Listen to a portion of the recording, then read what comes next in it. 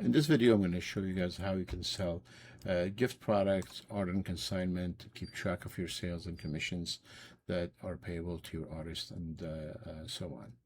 Also, how to keep track of your inventory. So we integrate that with Google Sheets. So the first thing you're going to do is you're going to go to Settings by clicking here. And we have it here already. So you're going to click on Settings, and then you're going to click on Integrations by clicking here. And then you're going to go to Google Sheets. This is a one-time setup. And then I already have mine connected, but you have to connect it and make sure it says you are connected to this email, whatever that email you're going to use. Now, what's going to happen is if you click, once you finish connecting, you're going to click on this, and this will show the spreadsheet. And I have it open here. Here you can put in your RN consignment categories. You can put in your consignment. You can put a commission rate. You can put the payable amount to the consignment. So when you put your reports, you're going to be able to do that. So you can have art information here. This can help you create reports. You can also add products. Say you sell gift items. I'll put a vase here, but you can put whatever product you want to put in there.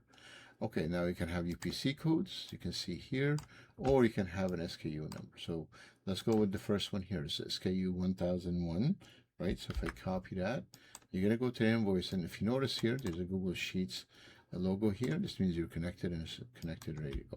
I'm going to type that in. And now there's two products on my list, and it's going to say which one do you want to use. There's two of them, so I'm going to select the first one.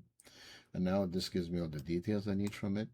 And if I click on Show Details, you see everything else, the category, pictures, and all the other stuff that I have here. Now let's say if I want to add a vase, let's do that. Okay. Go back to SKU into that. You can also scan the UPC code, obviously. So here, I will see all the rest of the details. Now, if you look here, it says quantity 1, and this is quantity 5.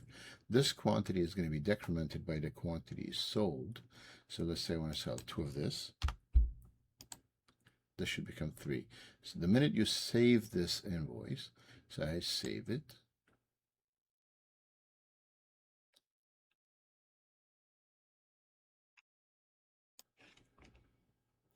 The quantity is going to get decremented. So if I went to the spreadsheet again, this one sold and became 0 quantity.